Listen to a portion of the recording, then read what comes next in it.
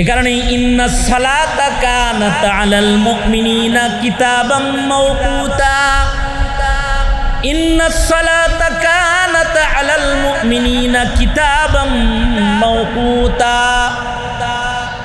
নামাজের আলাদা আলাদা নিশ্চয়ই নির্ধারিত ওক্ত তোমাদেরকে দান করা হয়েছে। তোমরা এই ওক্ত মতো নামাজ আদায় করো, অর্থাৎ ফজরের ওক্তে ফজর, জোহরের ওক্তে জোহর, আসরের ওক্তে আসর, অর্থাৎ ফজরের ওক্তে ফরজের ওক্তে ফরজ, ওয়াজিবের ওক্তে ওয়াজিব, সুন্নতের ওক্তে সুন্নত, নফলের ওক্তে নফল। কেউ যদি আওয়াবিন আসরের পরে পড়ে ওই বনি তো মাগরিবের পরে টাইম নাই, মাগরিবের আগে আওয়াবিনটা ওই আলাই, এটা যেমন হবে না, ওরকম ফজরের সুন্নত সময় মতো না পড়লে পরে সুন্নত হবে না। এবার সুন্নতের সময় চলে গেছে, ফজরের নামাজ জামাতে পড়ে ফেলেছে, কিন্তু ঘড়ির কাঁটা দেখে এখনো পর্যন্ত সূর্য উঠতে 30 মিনিট বাকি আছে, মানে 30 মিনিট আগে মসজিদের জামাত হয়ে গেছে। বাইতুল্লাহ শরীফ যদি হয় তাহলে আউয়াল ওয়াক্তে ফজরের জামাত হয়ে গেছে। তো ফজরের জামাত হয়ে যাওয়ার পরে সূর্য উদয় পর্যন্ত সময় আছে এখনো 40 মিনিট প্রায়। এই 40 মিনিট কি করবে? এখন কাজা সুন্নতটা আদায় করে আলাই দিব নাকি কি কথা কন না কেরে? হ্যাঁ আখরে সায়ারিছেন কে? হ্যাঁ এখন সূর্য উদয় পর্যন্ত এখন নফল পড়বো দাঁড়ায় দাঁড়ায় না, ফজরের জামাত থেকে সূর্য উদয় পর্যন্ত কোনো নফল নাই। মাসালা কেউ যদি না জানে তাহলে নামাজ পড়বে আবার। আল্লাহর রাসূল সাল্লাল্লাহু আলাইহি ওয়াসাল্লাম ফজরের নামাজের ইমামতি করেছেন। নবীর পিছনে এক সাহাবী ফজর পড়েছে, এবার রাসূল বসে রয়েছে, সাহাবী দেখে সূর্য উঠে নাই, ওক্ত এখনো আছে। সাহাবী আবার 2 রাকাত শুরু করে দিছে। কি শুরু করছে? 2 রাকাত। আগে যে সুন্নতটা কাজা গেছে এটা পড়া শুরু করছে। আল্লাহর রাসূল ডেকে বলে, আই 2 বার ফজরের নামাজ 2 বার ফরজ করে কি করতেছে? সেটা কয় আল্লাহর নবী সুন্নত করি। সুন্নতের কি সুন্নত নাই? সুন্নতে এখন ফরজ করে?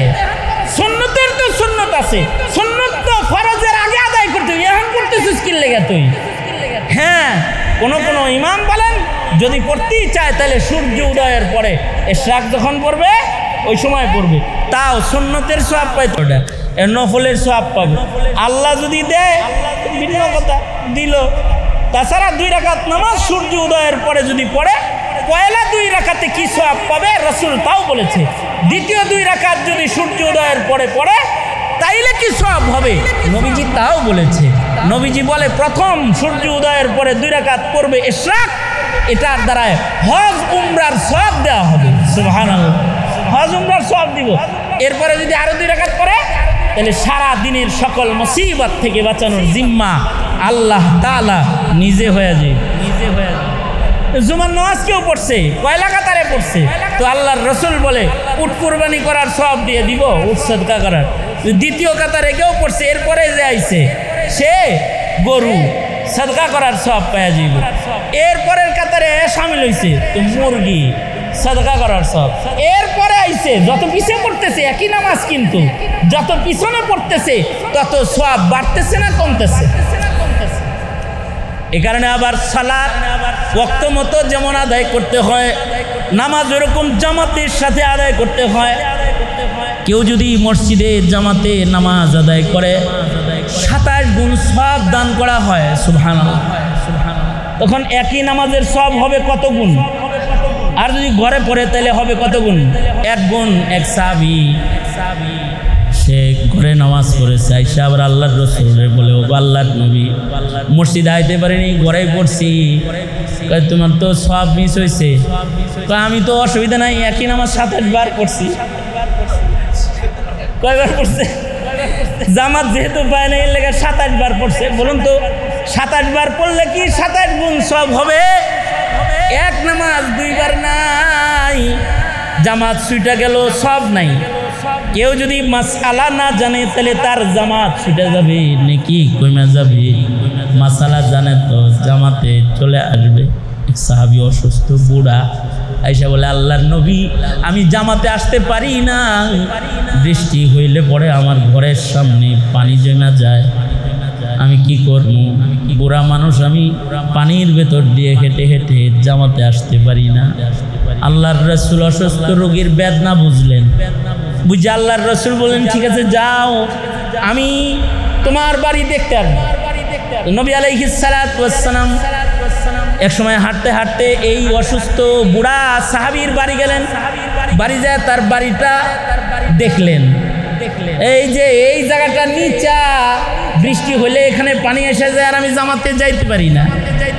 আল্লাহর রাসূল বললেন, তোমার ঘরে আমি একটু অবস্থান করি। নবীজি ঘরে অবস্থান করলেন। নামাজের ওয়াক্ত আইসা গেল, সাহাবায়ে কেরাম নবীজির সাথে ছিলেন। আল্লাহর রাসূল এই সাহাবীর বাড়ি দাঁড়ায়া জামাতের সাথে নিজে ইমাম হইয়া নামাজ আদায় করলেন। কারণ মুহাম্মাদুর রাসূলুল্লাহ সাল্লাল্লাহু আলাইহি ওয়াসাল্লাম যে জায়গায় নামাজ পড়ে ওই জায়গাটা মসজিদের হুকুম লেগে যায়। কারণ সাইয়্যিদুল মুরসালিন তো নবীজি উম্মতের জামাত ছুটার বেদনাকে লাঘব করার জন্য সাহাবীর বাড়িতে দাঁড়ায় জামাতে নামাজ পড়লেন। এবং নবীজির এই নামাজের পরে মদিনাতুল মুনাওয়ারাতে এখানেও একটি মসজিদ নির্মাণ হয়ে গেল। সাহাবী এবার যদি বৃষ্টি হইতো তা যাইতে পারতো না। নবী যেখানে দাঁড়ায় নামাজ পড়ছে ওইখানে দাঁড়ায় দাঁড়ায় নামাজ পড়তো আর কাঁদতো, আল্লাহ মসজিদে নববীতে যাইতে পারলাম না, কিন্তু তোমার রাসূল যেখানে নামাজ পড়েছে সেখানে নামাজ পড়েছে। আমার আব্বা জান রহমাতুল্লাহি আলাইহি উনি আমার দাদিকে বলতেন যে এই যে ঘরের ভিতরে এই জায়গাটায় আমরা তোমার ছেলেরা সবাই মিলে জমাতে নামাজ পড়া জায়গাটা জমাতের নামাজের জায়গা বানায় দিলাম। তোমার যখন ইতিকাফ করতে মনে চায় মা, রোজার মাসে এই ঘরের এই কোণাটার ভিতরে তুমি ইতিকাফ করো, এটা জায়েজ সুজুদ, এটা মুসল্লিদের জামাতের নামাজের জায়গা। নামাজটা যদি নামাজের মুসাল্লায় দাঁড়ায় কেউ পড়ে, হ্যাঁ, এই উম্মতের শরফ ও শান যে এই উম্মতকে আল্লাহ তাআলা গোটা মসজিদ জমিনটারই মসজিদ বানায় দিছে। জুইলাত লিয়াল আরদু কুল্লুহা মসজিদাও ওয়া তাহুরা, সারা পৃথিবীর গোটা জমিনকে আল্লাহ তাআলা আমাদের জন্য মসজিদ বানাইছে। যেখানে দাঁড়ায় নামাজ পড়বো সেখানে নামাজ হবে, কিন্তু কেউ যদি মসজিদে যায় নামাজ পড়ে তার নামাজের তাসির আলাদা। ওয়াক্ত মতো নামাজ পড়লে তাসির আলাদা, মাসাইল সহ নামাজ পড়লে তাসির আলাদা। সমাজের সবাই যদি এমন নামাজি হয়ে যায় তো ইন্নাস সালাতা তানহা আনিল ফাহশাই ওয়াল মুনকার, আল্লাহ তাআলা বলেন নামাজ কায়েম করেন, নামাজ মানুষকে সব অপরাধ থেকে বাঁচায় রাখবে। এই ইকামতে সালাত কত পার্সেন্ট আছে আমাদের? এই জুমার নামাজ যারা পড়তেছে অথবা জামাতের নামাজ যারা পড়তেছে, ইন কেস ইমাম সাহেব যদি ফল্ট করে আর মুসল্লি হিসাবে যদি মুয়াজ্জিন সাহেব বরাবর না থাকে, তাহলে এমন মুসল্লি এখন বের করা মুশকিল যেই মুসল্লি ইমামের মুসাল্লায় দাঁড়ায়া ফজরের নামাজের ইমামতিটা কমপ্লিট করে দিতে পারবে কে? ঠিক না? খালি আপনাদের বুড়াশালে সব মসজিদে শত শত আছে নাকি বলেন? তো কথা কন না কেন? এই যে দুর্বল হালতের নামাজ আমরা পড়ি, আমার ছেলেকে সবল 2 রাকাত নামাজ পড়া শিখাই নাই, তো ও সমাজে গাঞ্জাখোর হবে না তো কে গাঞ্জাখোর হবে? ও মদপানকারী হবে না তো সমাজের যে ছেলেকে নামাজ শিখাই নাই ও জেনা করবে না তো জেনা করবেটাকে? ও মানুষ হত্যা করবে না তো করবেটাকে? সমাজের সন্ত্রাস আর অন্যায় পাপাচার ও ওর হাতে তুলে নিবে না তো কে নিবে? ওরা তো 2 রাকাত নামাজ পড়া শিক্ষা দেওয়া হয় না। আমাদের বাবা আদমকে সবচেয়ে বেশি সুন্দর করে বানাইছে, শ্রেষ্ঠ সুন্দর। আদম আলাইহিস সালামের তুলনায় ইউসুফ আলাইহিস সালামের সৌন্দর্য 1 ভাগ কম, 99 ভাগ। বলা হয় বাকি যে 1 ভাগ 99 ভাগ ইউসুফকে দিয়া, বাকি 1 ভাগ সৌন্দর্য আল্লাহ তাআলা লাইলি, মজনু, শেরবানু যত আছে এদের দান।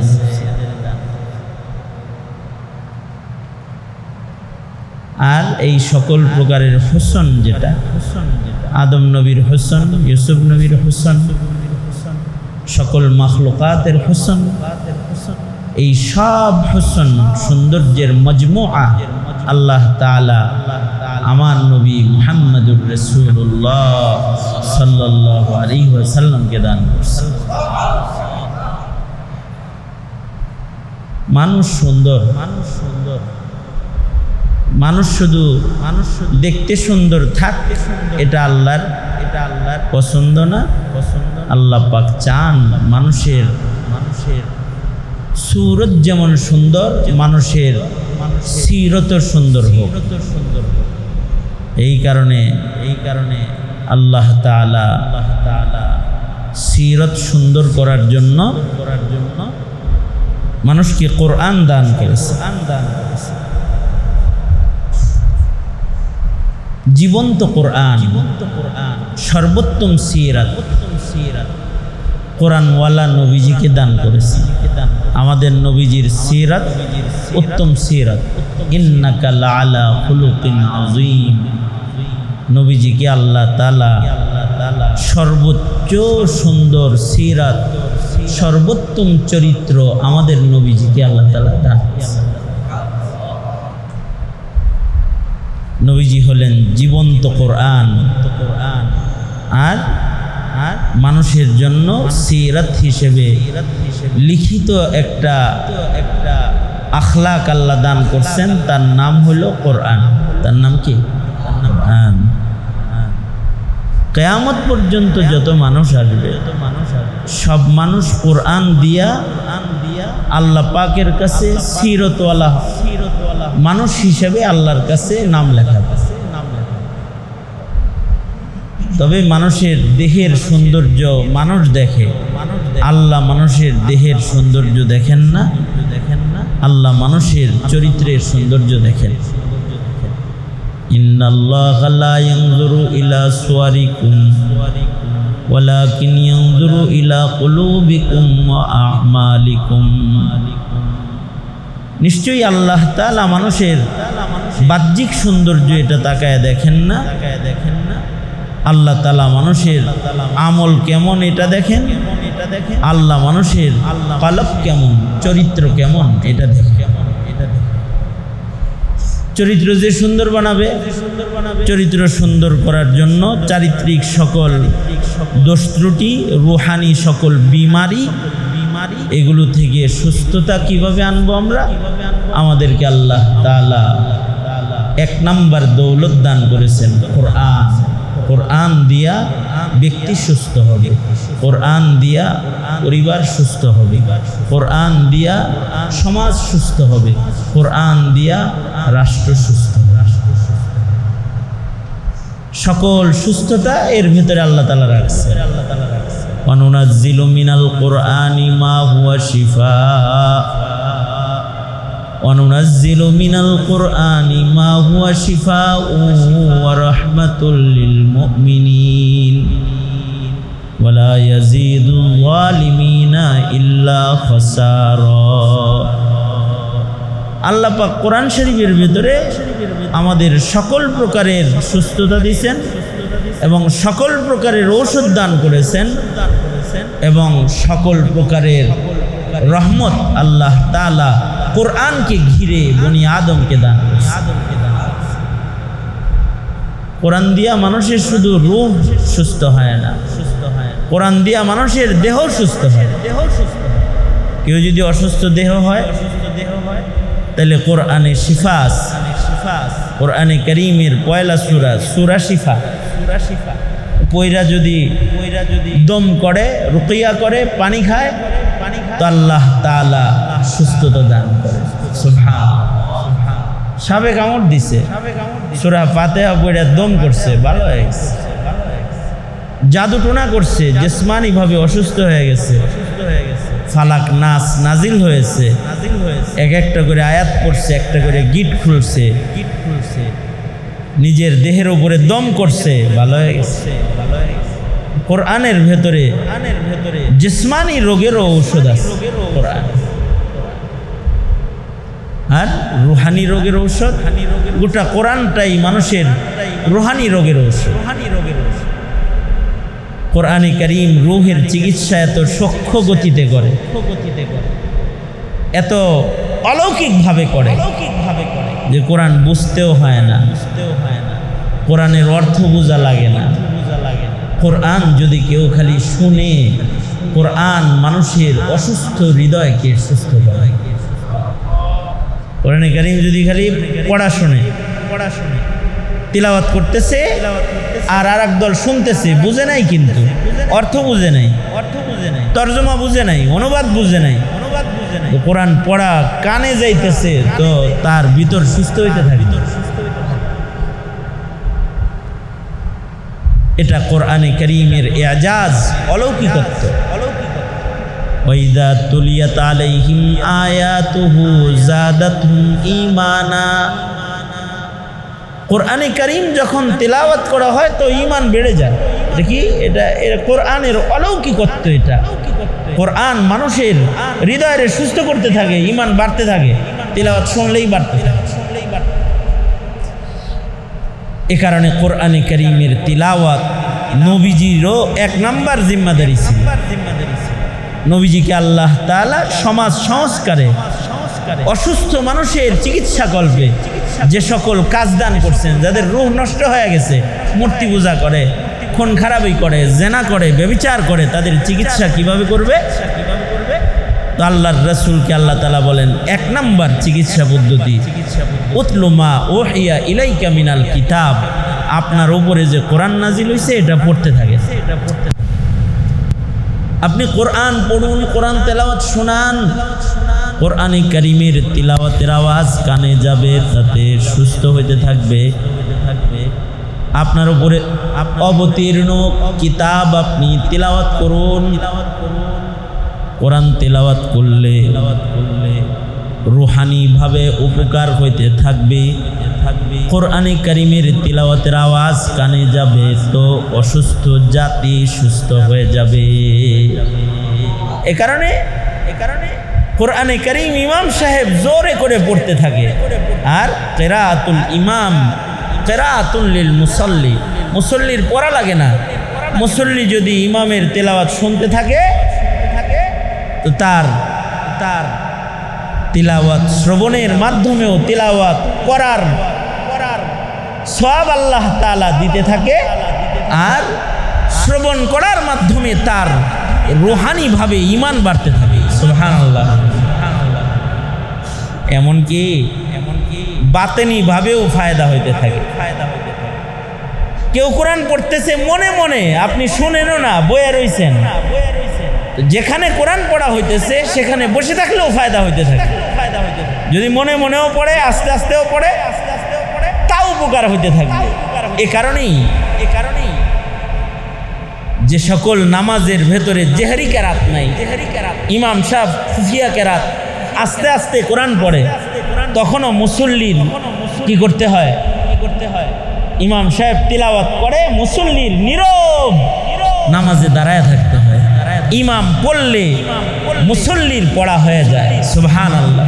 পড়তেছে কিন্তু ইমাম সাহেব কেরাত, একেবারে জোহরের নামাজে তাহলে মুফাসসাল পড়া শুরু করছে, সুন্দর করে লম্বা করে কেরাত পড়তেছে, কিন্তু উনিই পড়তেছে, উনিই শুনতেছে। মুসল্লি যারা আছে এরা কি করতেছে না, শুনতেছে না। কিন্তু ইমাম যদি লম্বা করেও পড়ে, মুসল্লিরা কেউ যদি নাও শুনে, পড়বে ইমাম, কিন্তু যারা পেছনে দাঁড়ায় থাকবে তাদের আমল নামায়ও ইমাম যতখানি পড়বে, যতগুলো অক্ষর পড়বে, যতগুলো আয়াত পড়বে, সব পড়ার, সব শোনার সব আমল নামার মধ্যে জমা হইতে থাকবে। এটা কোরআনে কারীমের রুহানি পাওয়ার। এটা পড়তেছে একজন, সব হইতেছে পেছনে যারা আছে শোনে না। তারপরে ওই যে ইক্তাদাইতু বিহাদাল ইমাম বলছে যে সব হেরা হইতেছে, উপকার তারও করতেছে। আজব কোরআনে কারীমের ইজাজ। এই কারণেই সারা জমিনের মানুষদেরকে কিয়ামত পর্যন্ত কোরআন শোনাইতে হবে, কোরআনের ব্যাখ্যা শোনাইতে হবে, কোরআনে কারীমের তিলাওয়াত শোনাইতে হবে। একজন পড়বে, সবাই শুনবে, সবার রুহানি রোগ ভালো হইতে থাকবে, আল্লাহ পাকের মহব্বত বাড়তে থাকবে, হৃদয়ের জং যেটা এটা মুছতে থাকবে, নূর পয়দা হইতে থাকবে। এটা কোরআন শরীফের অলৌকিক। এ কারণে কাসরাতে তিলাওয়াত এটা মুমিনের একটা সিফাত। মুমিন বেশি বেশি কোরআন তেলাওয়াত করবে। যেই সমাজে কোরআন তেলাওয়াত যত বেশি হবে, ওই সমাজের মানুষ রুহানি ভাবে তত বেশি সুস্থ হবে। সমাজের মানুষের ভেতরে কোরআন তেলাওয়াত যত কমতেছে, সমাজে রুহানি রোগীর বিমারির সংখ্যা তত বাড়তেছে। একটা সময় ছিল ঘরে কোরআন তেলাওয়াত হইতো, মেয়েরা কোরআন পড়তো, ঘরের বউয়েরা কোরআন পড়তো, কোরআনে কারীমের তিলাওয়াত খুব বেশি হইতো, মসজিদের বারান্দায় কোরআন তেলাওয়াত হইতো। আজব পৃথিবী এখন, যে এখন কোরআন তেলাওয়াত বন্ধ হওয়ার জন্য যা যা লাগে সব সামান বিজ্ঞান ঘরে ঘরে আইনা দিচ্ছে। এখন আপনারে বৈশা মসজিদে থাকতে দিবে না। আপনি ফজরের পরে যে ইশরাক পর্যন্ত একটু তিলাওয়াত করবেন, এর ভিতরেও টেলিফোন আইব সকাল ভোরবেলায় 5 থেকে 6টা, অথবা এরকম আইব যে আপনারা মসজিদ থেকে তাড়াতাড়ি বের করে নেন, একটু কোরআন শরীফ পড়বেন। যদি হাতে মোবাইল একটা থাকে তো 1 পৃষ্ঠা পড়তে পারবেন না। 2 লাইন পড়তে পড়তে দেখবেন আর এক রিং ঢুকছে, 5 লাইন পড়তে পড়তে দেখবেন আর একটা রিং ঢুকছে। মানে আপনাকে আল্লাহর সাথে কথা বলতে দিবে না এমন প্রযুক্তি এখন সামনে এসে গেছে। অথচ যদি কেউ কোরআন পড়ে তাহলে কথা হয় কার সাথে? জোরে বলেন। আল্লাহর সাথে কথা হয়। কোরআন শরীফ তো পড়ে নাকি? অথচ একজন কোরআন পড়বে, ঘরের সবাই কোরআনের আওয়াজ শুনবে। মসজিদের ভেতরে যেমন ইমাম পড়ে, মুসল্লিরা সবাই আওয়াজ শুনে, ঘরের ভেতরে ঘরের মহিলা কোরআন পড়বে তো তার সন্তানরা আওয়াজ শুনবে। বাপ কোরআন পড়বে, ছেলেরা আওয়াজ শুনবে। যাদের কানে কোরআনে কারীমের আওয়াজ যাবে তাদের ঈমান বেড়ে যাবে।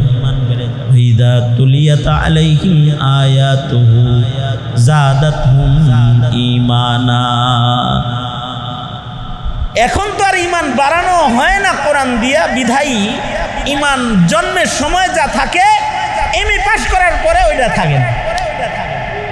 এই ছোটবেলায় যে ঈমানটা ছিল মুসলিম ঘরে জন্ম হওয়ার কারণে এমএ পাস করার পরে ওই ঈমানটাও নাই।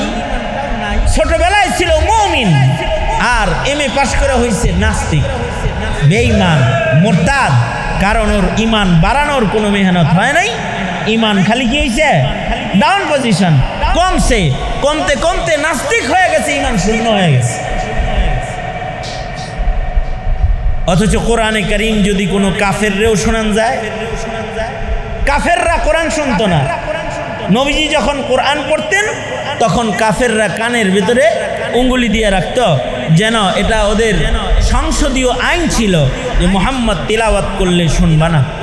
কারণ কোরআন তেলাওয়াত শুনলে তো পরে শেষে ঈমানে না লাইবা, মুসলমান হয়ে যাইবা। আল্লাহর রাসূলের উপরে কোরআনে কারীম নাজিল হয়েছে আর সাহাবী শুনছে। কোরআন তো ঔষধ, কুফরি ধুইয়া সাফ করে ঈমান ঢুকাইয়া দিছে, রুহানি ভাবে সুস্থ করে দিছে। একবার আল্লাহর রাসূল বসে রইছেন, 2 উসমানের সাথে কোরআনের সাথে গভীর সম্পর্ক। একটা উসমান হলেন উসমান ইবনে আফফান। কোরআনে কারীমের সাথে ওনার সম্পর্ক এত বেশি যে উনি 2 রাকাত নামাজে কোরআন শরীফ একবার খতম করতেন। কয় রাকাতে? 2 রাকাতে টোটাল কোরআন শরীফ খতম করে ফেলতেন হযরত উসমান ইবনে আফফান।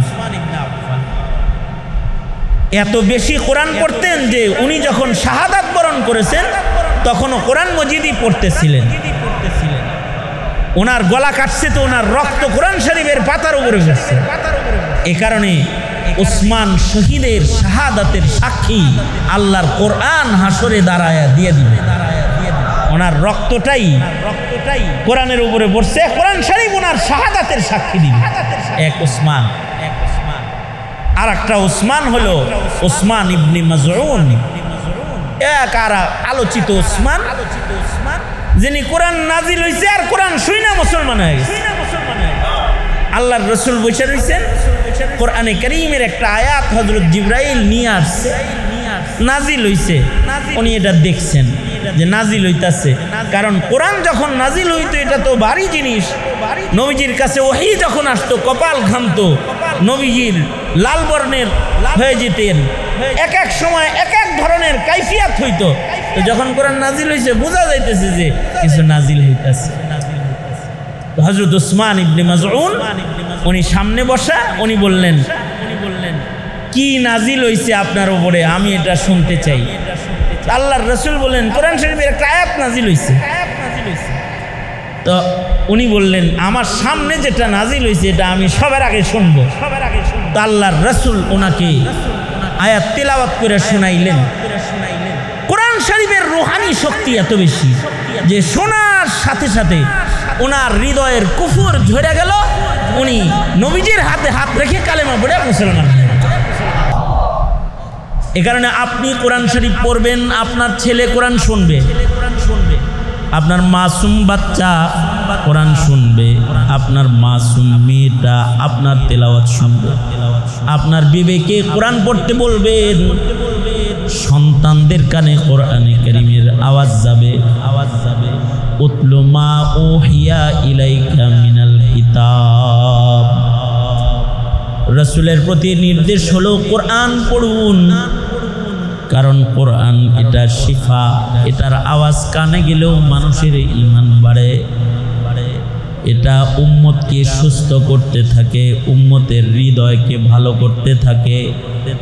এ কারণে কোরআনে কারীমের বয়ান শোনার পরে হৃদয় ভালো হয়, মন গইলা যায়, চোখের পানি ফেলে তওবা করতে মনে চায়, পিছনের জিন্দেগির গুনাহগুলোকে ছেড়ে দিয়ে আবার ইবাদতের পথে ওঠার জন্য দিল প্রস্তুত হয়ে যায়।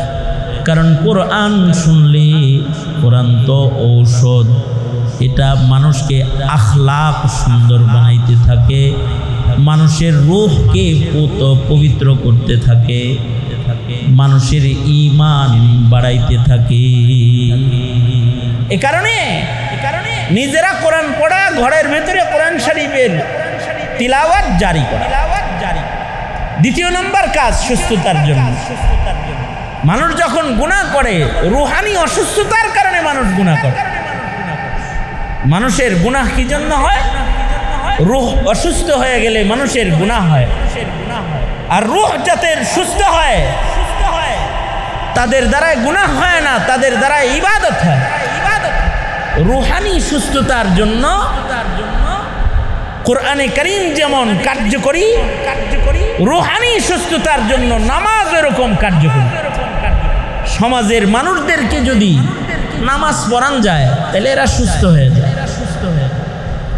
কারণ ইন্নাস সালাতা তানহা আনিল ফাহশাই ওয়াল মুনকার, নামাজ মানুষকে সকল প্রকারের ফাহেশা এবং মুনকার কাজ থেকে মানুষকে বাঁচায় রাখবে তার নামাজ।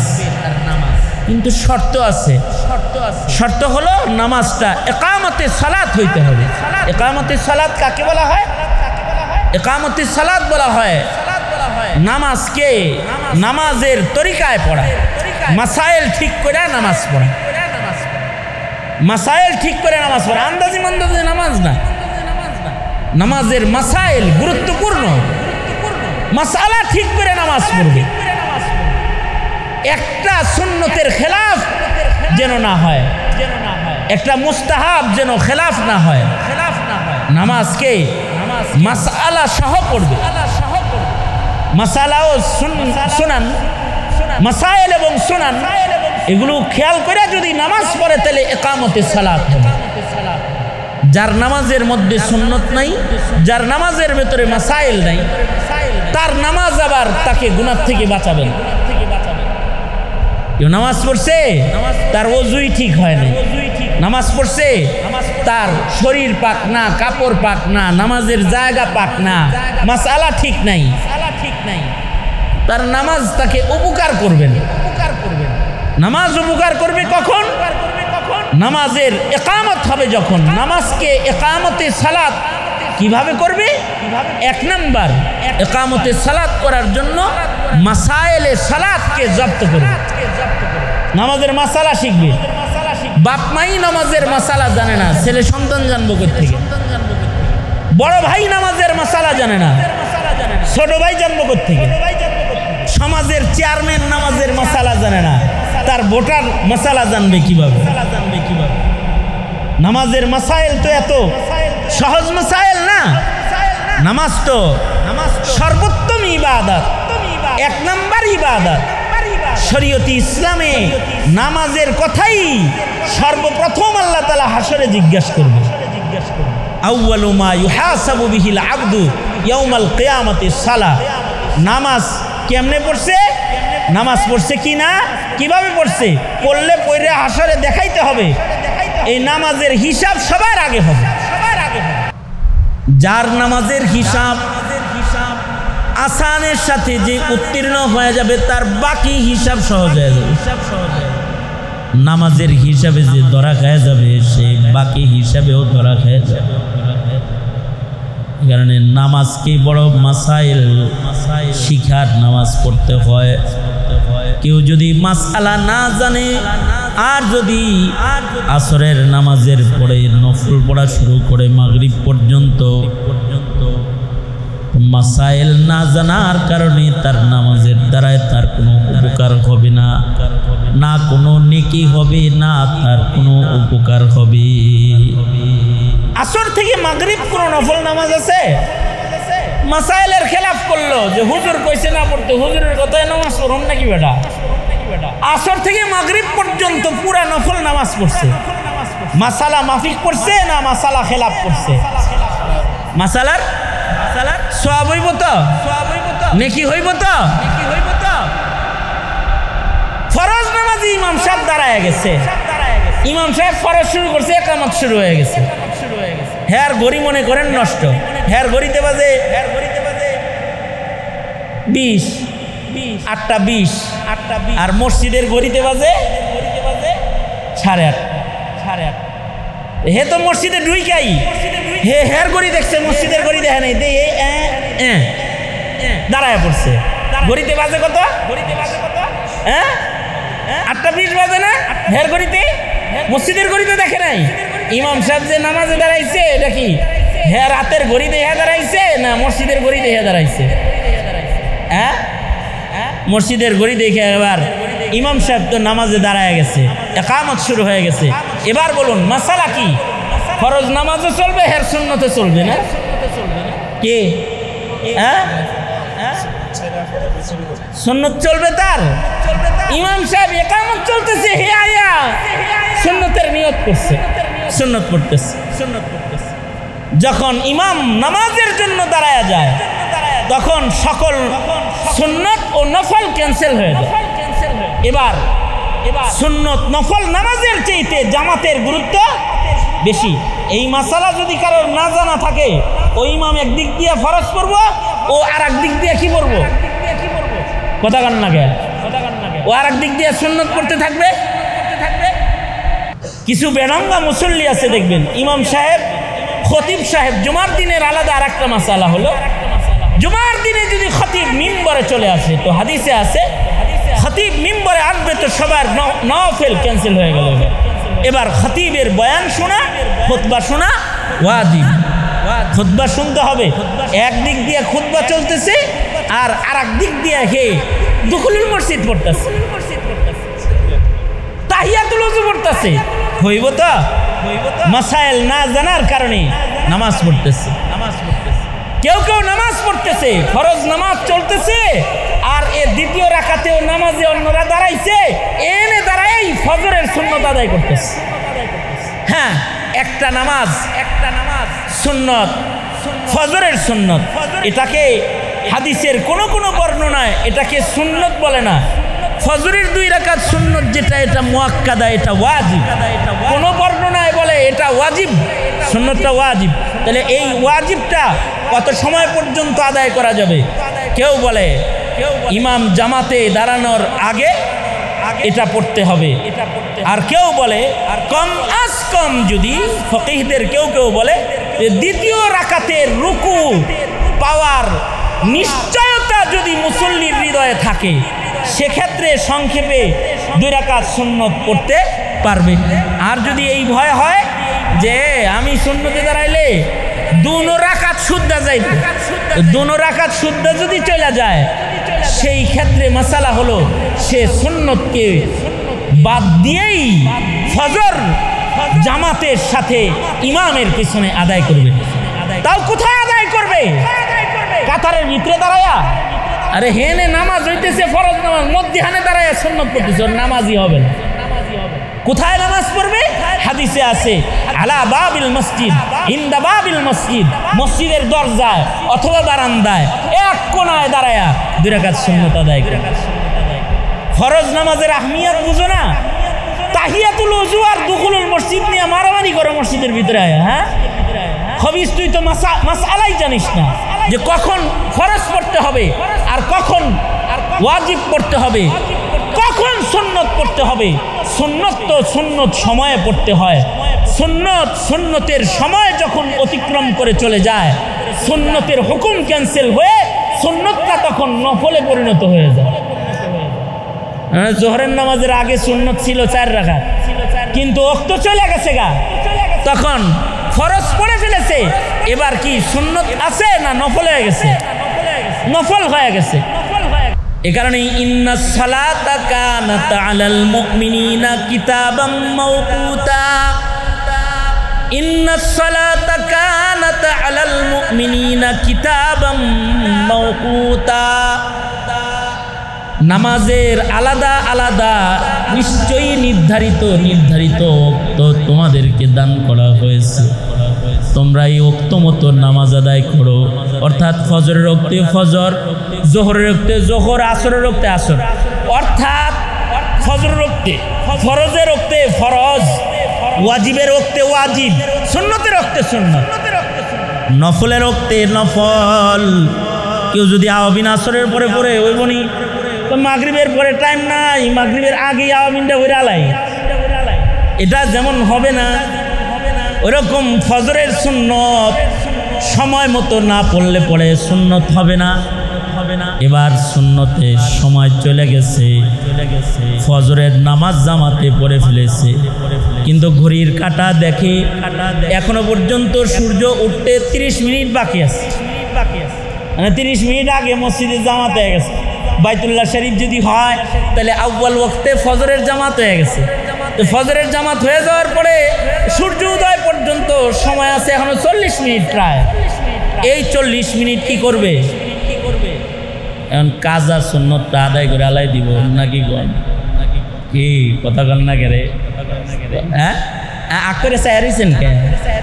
হ্যাঁ এখন সূর্য উদয় পর্যন্ত এখন নফল পড়বো দাঁড়ায় দাঁড়ায় না, ফজরের জামাত থেকে সূর্য উদয় পর্যন্ত কোনো নফল নাই। মাসালা কেউ যদি না জানে তাহলে নামাজ পড়বে আবার। আল্লাহর রাসূল সাল্লাল্লাহু আলাইহি ওয়াসাল্লাম ফজরের নামাজের ইমামতি করেছেন। নবীর পিছনে এক সাহাবী ফজর পড়েছে, এবার রাসূল বসে রয়েছে, সাহাবী দেখে সূর্য উঠে নাই, ওয়াক্ত এখনো আছে। সাহাবী আবার 2 রাকাত শুরু করে দিছে। কি শুরু করছে? 2 রাকাত। আগে যে সুন্নতটা কাজা গেছে এটা পড়া শুরু করছে। আল্লাহর রাসূল ডেকে বলে, আই 2 বার ফজরের নামাজ 2 বার ফরজ করে কি পড়তেছ? সেটা কয় আল্লাহর নবী সুন্নত করি। সুন্নতের কি সুন্নত নাই? কি সুন্নতে এখন ফরজ করে? সুন্নতের তো সুন্নত আছে, সুন্নত তো ফরজের আগে আদায় করতে, এখন করতেছিস কি লেগে তুই? হ্যাঁ কোন ইমাম বলেন যদি পড়তেই চায় তাহলে সূর্য উদয়ের পরে ইশরাক যখন পড়বে ওই সময় পড়বে, তাও সুন্নতের সওয়াব পাইতো, ওটা নফলের সওয়াব পাবে। আল্লাহ যদি দেয় ভিন্ন কথা, দিল। তাছাড়া 2 রাকাত নামাজ সূর্য উদয়ের পরে যদি পড়ে, পয়লা 2 রাকাতে কি সওয়াব পাবে রাসূল তাও বলেছে। দ্বিতীয় 2 রাকাত যদি সূর্য উদয়ের পরে পড়ে তাইলে কি সওয়াব হবে নবীজি তাও বলেছে। নবীজি বলে প্রথম সূর্য উদয়ের পরে 2 রাকাত পড়বে ইশরাক, এটার দ্বারা হজ উমরার সওয়াব দেওয়া হবে। সুবহানাল্লাহ, হজ উমরার সওয়াব দিব। এরপরে যদি আরো 2 রাকাত পড়ে তাহলে সারা দিনের সকল মুসিবত থেকে বাঁচানোর জিম্মা আল্লাহ তাআলা নিজে হয়ে যায়। জুমার নামাজ কেউ পড়ছে, পয়লা কাতারে পড়ছে, তো আল্লাহর রসুল বলে উট কুরবানি করার সওয়াব দিয়ে দিব, উট সাদকা করার। দ্বিতীয় কাতারে কেউ পড়ছে, এরপরে যে আইছে সে গরু সাদকা করার সওয়াব পাওয়া যাবে। এরপরের কাতারে শামিল হইছে তো মুরগি সাদকা করার সওয়াব। এরপরে আইছে যত পিছনে পড়তেছে একই নামাজ, কিন্তু যত পিছনে পড়তেছে তত সওয়াব বাড়তেছে না কমতেছে। এই কারণে আবার সালাত ওয়াক্ত মতো যেমন আদায় করতে হয়, নামাজ ওরকম জামাতের সাথে আদায় করতে হয়। কেউ যদি মসজিদে জামাতে নামাজ আদায় করে 27 গুণ সওয়াব দান করা হয়, সুবহানাল্লাহ। তখন একই নামাজের সওয়াব হবে কত গুণ? আর যদি ঘরে পড়ে তাহলে হবে কত গুণ? 1 গুণ। এক সাহাবী সে ঘরে নামাজ পড়েছে, আইসা আবার আল্লাহর রাসূলের বলে, ও আল্লাহর নবী মসজিদে আইতে পারিনি, ঘরেই পড়ছি, তোমার তো সওয়াব মিস হয়েছে। আমি তো অসুবিধা নাই, একই নামাজ 7-8 বার পড়ছি। কয়বার পড়ছে?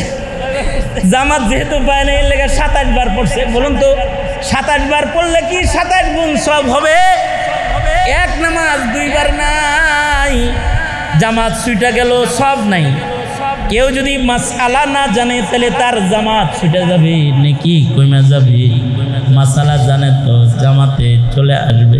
এক সাহাবী অসুস্থ বুড়া আইসা বলে, আল্লাহর নবী আমি জামাতে আসতে পারি না, বৃষ্টি হইলে পরে আমার ঘরের সামনে পানি জমে যায়, আমি কি করব? বুড়া মানুষ, আমি পানির ভেতর দিয়ে হেঁটে হেঁটে জামাতে আসতে পারি না।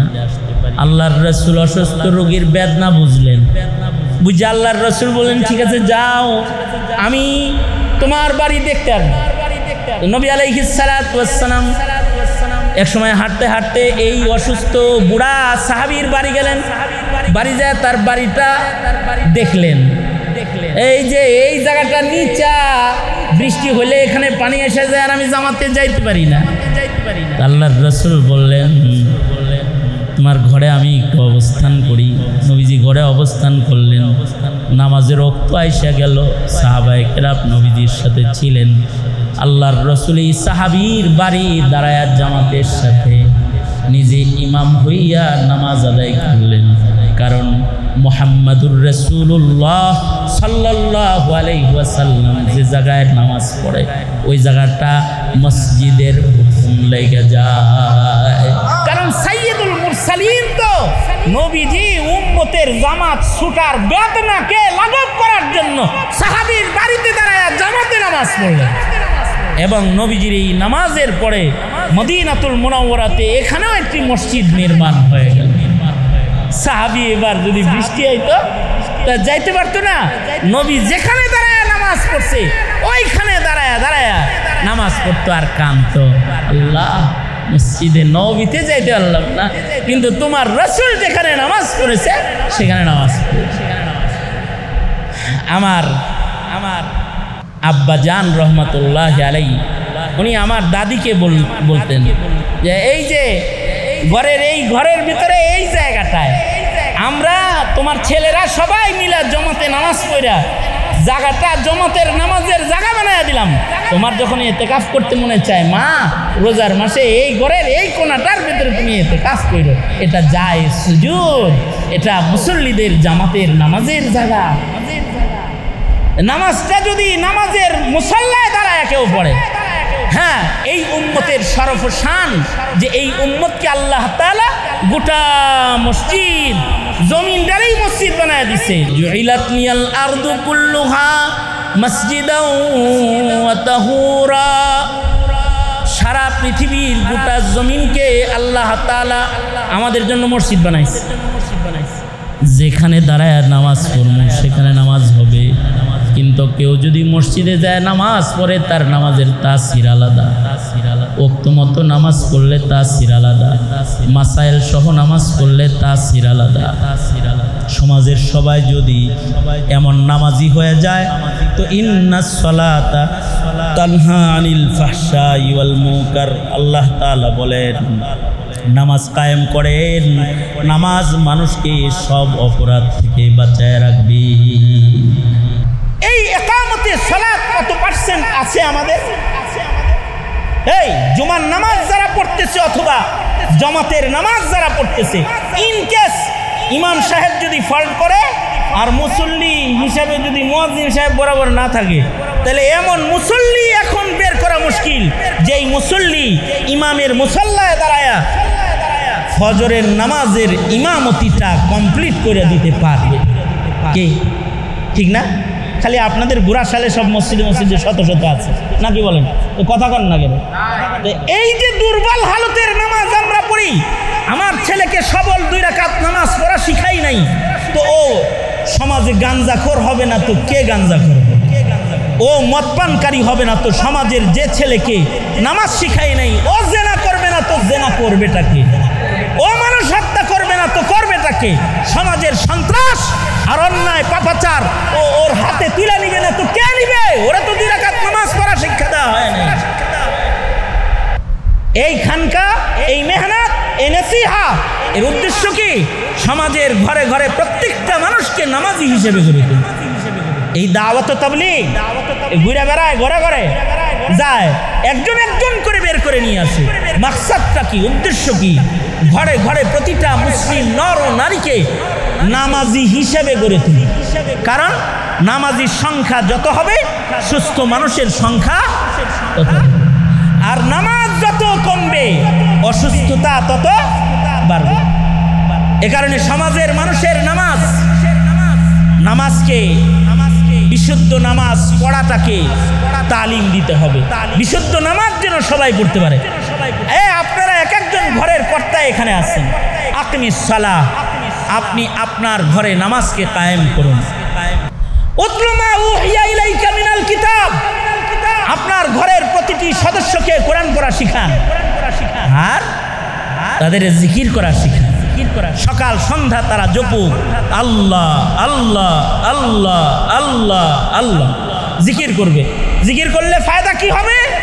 ওই এখন তো কেউই জিকিরের সবক আদায় করে না, অথচ ছোট ছোট জিকরুল্লাহর সবক 100 বার সুবহানাল্লাহ, 100 বার আলহামদুলিল্লাহ, 100 বার লা ইলাহা ইল্লাল্লাহ, 100 বার আল্লাহু আকবার, 100 বার ইস্তিগফার, 100 বার দুরূদ শরীফ।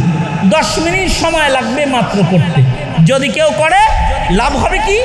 লাভ হবে হলো অনেক বড় ইবাদত। এটা জিকরুল্লাহ অনেক বড় ইবাদত। কি লাভ হবে? আল্লাহর রাসূল বলেন লিকুল্লি শাইইন সিকালাতুন ওয়া সিকালাতুল কুলুবি যিকরুল্লাহ, লিকুল্লি শাইইন সিকালাতুন ওয়া সিকালাতুল কুলুবি যিকরুল্লাহ।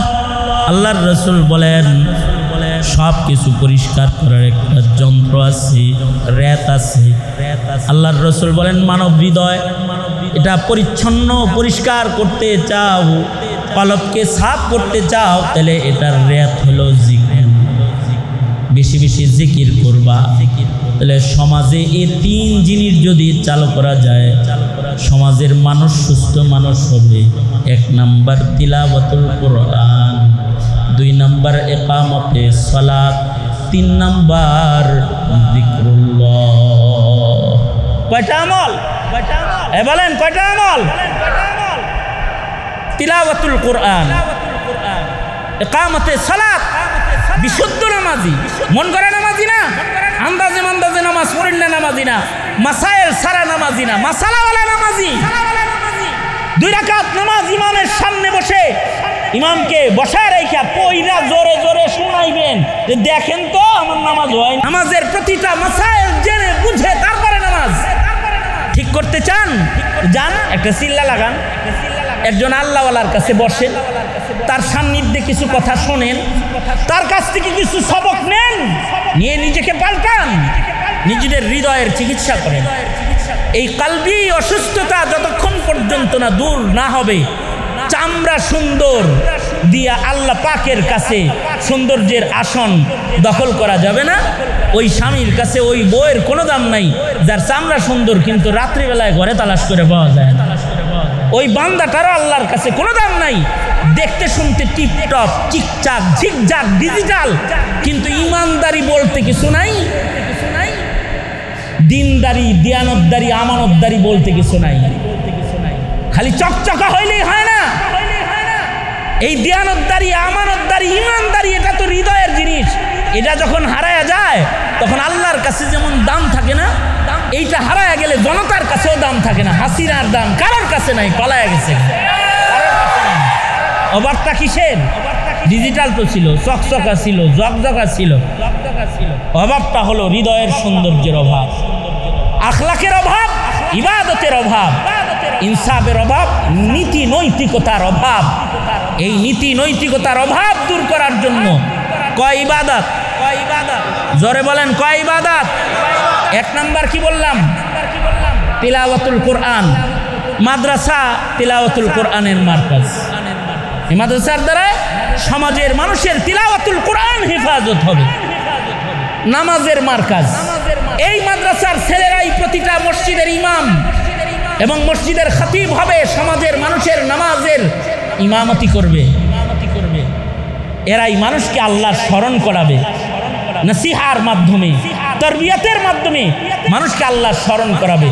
জাতির সুস্থতার কান্ডারি হলো দেশের উলামায়ে কেরাম। যেই গোষ্ঠীর কাছে আলেমের কদর থাকে না, ওই গোষ্ঠী আল্লাহ রাখে না, তাদের আল্লাহ ধ্বংস করে দেয়। নবীর কদর যারা করে নাই তাদেরকে যেমন গজব দেওয়া হয়েছে, কিয়ামত পর্যন্ত দিনের কান্ডারি উলামায়ে কেরামের কদর যারা না করবে তাদেরকে গজবে ধরবে, ধ্বংস তাদেরকে গ্রাস করবে। সুতরাং মাদ্রাসার কদরদানি করবেন ইনশাআল্লাহ। বলেন, আওয়াজ করে বলেন ইনশাআল্লাহ। আল্লাহ তাআলা আমাদেরকে সার্বিক সুস্থতার নিয়ামত দান করেন, হার কিসমের অসুস্থতার থেকে, কালবি বিমারি থেকে আল্লাহ আমাদের সবাইকে হেফাজত করেন। মানসার দিয়ে খেয়াল রাখেন, মৌলানা বলছে কিতাব লাগবে, যারা সচ্ছল আছেন কিতাবাদি দিয়ে দিয়েন। আর এই মাদ্রাসা এই এলাকার বড় দৌলত। এক সময় এই মাদ্রাসার মোতাওয়াল্লি সাহেবও থাকবো না, ওই সভাপতি সেক্রেটারি মোহতামিমেরাও থাকবে না, মাদ্রাসা দাঁড়ায় থাকবে, কালা কালা রাসূলুল্লাহর আমল জারি থাকবে। এই এলাকার মানুষের অন্ধকারকে এই মাদ্রাসা দূর করবে। আল্লাহ তাআলা এর খেদমত আপনাদেরকে করবার তৌফিক দান করেন। সবাই ইস্তিগফার করেন। আস্তাগফিরুল্লাহ রাব্বি মিন কুল্লি যামবি ওয়া আতুবু ইলাইহি লা হাওলা ওয়ালা কুওয়াতা ইল্লা বিল্লাহিল আলিয়্যিল আযীম। আস্তাগফিরুল্লাহাল্লাযী লা ইলাহা ইল্লা হুয়াল হাইয়ুল কাইয়্যুম ওয়া আতুবু ইলাইহি। প্রতি মাসে যদি একটা ইসলাহি মজলিস এখানে হয়, এক দিন যদি এক মাসে যদি একজন বুজুর্গ এখানে আসে, আপনারা হাজিরা দিতে তৈয়ার আছেন না ইনশাআল্লাহ? জমিদার সাহেব, প্রতি মাসে একটা ইসলাহি মজলিস হবে, একজন বুজুর্গ আসবেন, আপনারা প্রতি মাসে একবার নসিহা শুনবেন ইনশাআল্লাহ। এই যে একদিনে 3 জন 4 জন নাই না, এই 3 জনেই 3 মাসে 3 দিন আনতেন, এসা পড়ে কিছু কথা বলতো, দোয়া হয়ে যেত, খালাস শেষ। এটা করবেন, আল্লাহ তাআলা কবুল করে। আলহামদুলিল্লাহি রাব্বিল আলামিন, ওয়াসসালাতু ওয়াসসালামু আলা সাইয়্যিদিল আমবিয়া ওয়াল মুরসালিন মুহাম্মাদিন ওয়া আলা আলিহি ওয়া আসহাবিহি আজমাইন। রব্বুল আলামিন মাসিক ইসলাহি মজলিস ইয়া আল্লাহ প্রতি মাসে হবে। ওলামায়ে দিন কথা বলেছে, এলাকাবাসী কথা শুনেছে, দূর দারাজ থেকে অনেকে এখানে এসেছে। রব্বুল আলামিন সবাই মিলা ভিক্ষুকের মতো 2টা হাত বাড়ায় ধরেছে। জিন্দেগির সব গুনাহের জন্য তোমার কাছে মাপ চাই আল্লাহ। মেহেরবানি করে আমাদের জিন্দেগির সব গুনাহ তুমি মাফ করে দাও আল্লাহ। জেনে না জেনে অন্ধকারে আল্লাহ গোপনে প্রকাশ্যে যত পাপাচার করেছি ক্ষমা করে দাও। বেপানাহকে পানাহ দান করো, বেরুজিকে রুজি দান করো। ইয়া আল্লাহ শান্তি দূর করে শান্তির ফয়সালা করো। এই মাদ্রাসা দিন দিন তারাক্কি উন্নতি দান করো। মাদ্রাসার মুহতামিম সাহেব, মাদ্রাসার আসাতিজায়ে কেরাম, মাদ্রাসার ছাত্র তোলাবা, মাদ্রাসার কমিটির সদস্যরা, মাদ্রাসার মা হাওল এলাকাবাসী, মাদ্রাসার মুহিব্বিন মুতাআল্লিকিন সকলকে আল্লাহ তুমি কবুল মঞ্জুর করে নাও। রব্বুল আলামিন দিন দিন এই মাদ্রাসা সৌন্দর্য বাড়ায় দাও, তামিরাতের কাজ করায় দাও, হাজত পূরণ করে দাও। ইয়া আল্লাহ যারা খেদমত করে প্রাণ উজাড় করে খেদমত করতে পারে তৌফিক দান করো আল্লাহ। রব্বুল আলামিন আমরা যারা এখানে হাজির সকলকে ক্ষমা করে দাও ইয়া আল্লাহ। জুমারাতের বরকতে মাফ করে দাও ইয়া আল্লাহ। সকলের মরহুমদেরকে মাগফিরাত দান করো আল্লাহ। আল্লাহ আমাদের জিন্দেগির সবার গুনাহ তুমি মাফ করে দাও আল্লাহ। আল্লাহ অনেকের মা বাবা অন্ধকার কবরের বাসিন্দা, তাদের মা বাবারে মাফ করে দাও, জান্নাত দিয়ে দাও। যাদের আব্বা আম্মা আছে হায়াত বাড়ায়া দাও, বেশি বেশি করে খেদমত করতে পারে তৌফিক দান করো রব্বুল আলামিন। বুড়াদের হযরত আবু বকর বানায়া দাও, যুবকদেরকে খালিদ বিন ওয়ালিদ বানায়া দাও, পর্দার আড়ালের মা বোনদের হযরত ফাতিমা খাদিজা বানায়া দাও আল্লাহ রব্বুল আলামিন। ইয়া আল্লাহ সারা দুনিয়ায় যত জায়গায় মুসলমানরা নির্যাতিত নিপীড়িত, ফিলিস্তিন সহকারে ইয়া আল্লাহ সকল জায়গায় মুসলমানদেরকে মদদ নুসরত দান করো আল্লাহ। কাফের মুশরিকদের অত্যাচার থেকে মুসলিম মিল্লাতকে তুমি রক্ষা করো ইয়া আল্লাহ। আর কিসমের বরকতের দুয়ার মুসলিম মিল্লাতের জন্য খুলে দাও। প্রিয় মাতৃভূমি বাংলাদেশে ইসলামিক হুকুমত কায়েম করে দাও আল্লাহ। اللهم اجعل ثأرنا على من ظلمنا وانصرنا على من عادانا ولا تجعل مصيبتنا في ديننا ولا تجعل الدنيا أكبر همنا ولا مبلغ علمنا ولا غاية رغبتنا ولا تسلط علينا من لا يرحمنا اللهم زدنا ولا تنقصنا وأكرمنا ولا تهنا وأعطنا ولا تحرمنا وآثرنا ولا تؤثر علينا وارزقنا وارض عنا يا كريم سبحان ربك رب العزة عما يصفون وسلام على المرسلين والحمد لله رب العالمين.